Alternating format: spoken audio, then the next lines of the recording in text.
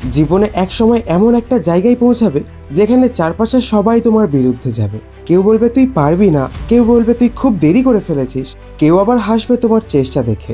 আর ঠিক সেই সময় তোমার ভেতরের মানুষটা কথা বলবে, না আমি থামবো না। তুমি জানো সাফল্যের সবচেয়ে বড় শর্ত কি? তা হলো মন না ভাঙা। কারণ ব্যর্থতা, হার, অপমান এগুলো কোনো শেষ নয়, এগুলোই আসলে সূচনা। যে মানুষ বারবার পড়ে যায় কিন্তু প্রতিবারই উঠে দাঁড়ায়, তাকেই পৃথিবী মনে রাখে। তুমি যতবার হোঁচট খাবে ততবার তুমি আরও শক্ত হবে। তুমি যতবার একা হয়ে যাবে ততবার তুমি নিজের উপর বিশ্বাস করতে শিখবে। জীবনে কখনো এমন কোনো সময় এলে যখন মনে হবে সব শেষ, ঠিক তখনই নিজের বুকের ভিতর হাত রাখো আর বলো, না এখনও বাকি আছে। কারণ যতক্ষণ তুমি শ্বাস নিচ্ছ ততক্ষণ সম্ভাবনা বেঁচে আছে। এই পৃথিবী কখনো হেরে যাওয়া মানুষের জন্য জায়গা রাখে না, কিন্তু যারা হার মানতে চায় না তাদের জন্য ইতিহাস জায়গা বানিয়ে দেয়। তুমি যদি বিশ্বাস করো যে তুমি পারবে, তাহলে পৃথিবীর কোনো শক্তি তোমাকে আটকাতে পারবে না। কিন্তু যদি তুমি নিজেই নিজের উপর সন্দেহ করো, তাহলে হাজার মানুষ তোমার পাশে থেকেও তোমাকে জেতাতে পারবে না। তুমি যা ভাববে তাই হবে, তোমার চিন্তাই তোমার ভাগ্য লেখে। তাই আজ থেকেই নিজেই মনে মনে বলো, আমি পারবো, আমি হব, আমি থামবো না। তুমি জানো সবচেয়ে বিপজ্জনক শত্রুকে? তোমার ভেতরের ভয়।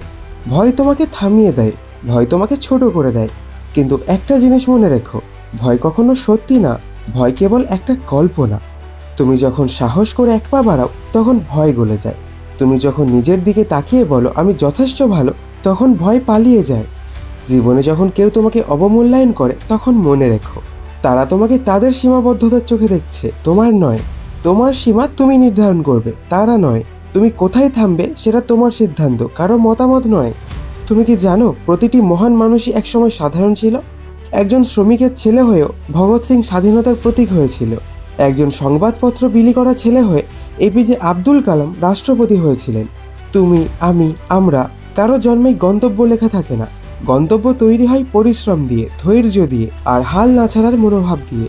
তুমি যদি আজ নিজের উপর বিশ্বাস রাখো, নিজের কাজটাকে ভালোবাসো, পড়াশোনাকে ভালোবাসো, নিজের লক্ষ্যটা ধরে রাখো, তাহলে একদিন তুমি সেই জায়গায় পৌঁছে যাবে যেখানে একসময় পৌঁছানোর কথা কেউ ভাবতেও ভয় পেত।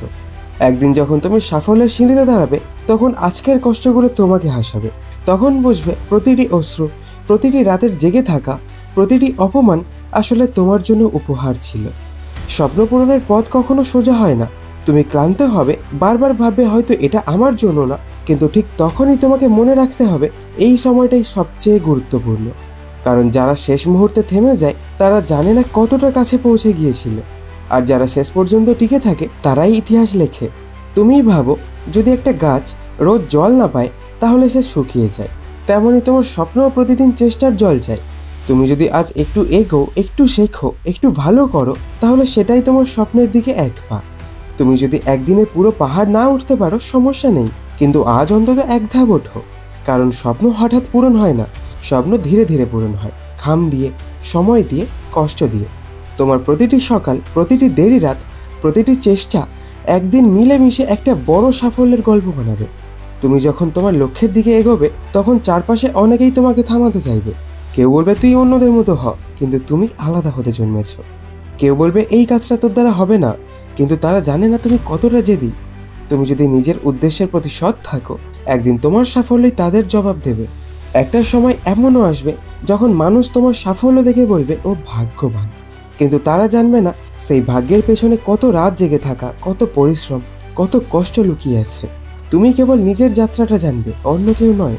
তাই থামবে না, যত বাধা আসুক, যত অপমান আসুক, যত একাকিত্ব আসুক, তুমি এগিয়ে চলো।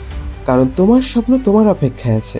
তুমি যদি থেমে যাও স্বপ্নটা তোমাকে খুঁজে পাবে না, কিন্তু তুমি যদি লেগে থাকো একদিন ঠিক সেই স্বপ্ন তোমার দরজায় এসে বলবে, আমি তোমার জন্যই অপেক্ষা করছিলাম।